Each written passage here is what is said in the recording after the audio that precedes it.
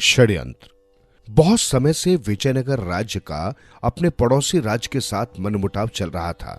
तेनालीराम के विरोधियों को तेनालीराम से बदला लेने का ये उचित अवसर लगा था। उन्होंने एक षड्यंत्र रचा। एक दरबारी उनके पास आया और बड़ी होशियारी से इधर उधर झांकता हुआ राजा के पास आकर उनके कान में जाकर बोला, महाराज क्षमा करें, यदि आप अभयदान का वचन दें तो मैं एक बात कहूं। जो भी कहना हो निसंकोच कहो, डरने की कोई बात नहीं है। राजा ने दरबारी को अभयदान देते हुए कहा। तब वो डरते डरते बोला, महाराज, तेनालीराम पड़ोसी राजा से मिले हुए हैं। वे पड़ोसी राजा के साथ हमारे संबंध बिगाड़ना चाहते हैं। क्या बकते हो? राजा गरज कर बोले। उनको गुस्सा आ गया। मैं तो पहले ही समझ रहा था महाराज, तेनालीराम ने आपके ऊपर ऐसा जादू किया है कि आप उसकी शिकायत सुन ही नहीं सकते, या यूं कहो कि तेनालीराम की शिकायत आपको सहनी नहीं होती। तेनालीराम राज्य का सच्चा वफादार है, वो कभी ऐसा नहीं कर सकता। तुम्हें कहीं से अवश्य ही गलत सूचना मिली है। राजा कृष्णदेव राय ने विश्वास के साथ उस दरबारी से कहा, महाराज, आपको जितना विश्वास तेनालीराम की सच्चाई पर है, उससे कहीं अधिक विश्वास मुझे अपनी सूचना पर है। पूरी तरह जांच और परख कर ही मैंने ये सूचना अब तक पहुंचाई है। दरबारी के अधिक जोर देकर बात करने से राजा सोचने पर विवश हो गए। वे बोले, ठीक है, मैं स्वयं इस बात की जांच करूंगा। यदि तेनालीराम दोषी पाया गया तो उसे कठोर दंड दिया जाएगा। दरबारी चला गया तो राजा ने तेनालीराम को एकांत में बुलाया और बोले, तेनालीराम, हमें सूचना मिली है कि तुम शत्रु राजा से मिलकर हमारे राज्य को उसके अधीन कर देना चाहते हो। तेनालीराम इस आरोप को सुनकर सिर से पैर तक कांप गया। उसे समझ नहीं आया कि उस राजा को क्या उत्तर दे। तेनालीराम को चुप देखकर राजा क्रोध से भड़क कर बोले, तुम्हारे चुप रहने का अर्थ क्या लगाया जाए कि तुम अपना अपराध स्वीकार करते हो?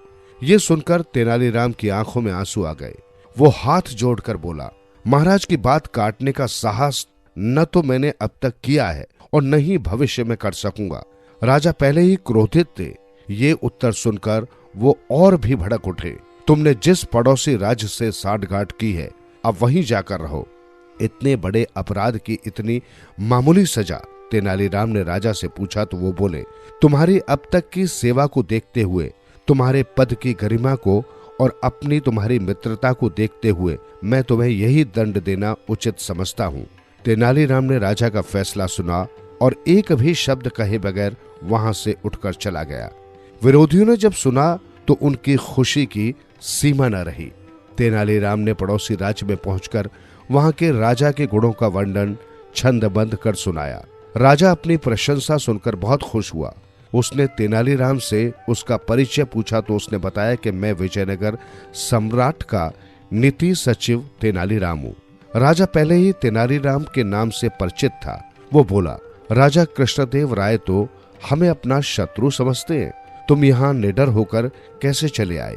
राजन, आप विद्वान हैं, आपके पास अपार शक्ति है, साथ ही आप सुयोग्य शासक भी हैं। आपसे किसी ने गलत कहा है कि वो आपको शत्रु समझते हैं। वो तो आपको मित्र मानते हैं। हैं? मित्र मानते हैं? हाँ महाराज, तभी तो महाराज ने मुझे यहाँ भेजा है। हालांकि हमारे गुप्तचरों ने भी हमें ये खबर दी थी, लेकिन वो लड़ाई नहीं चाहते।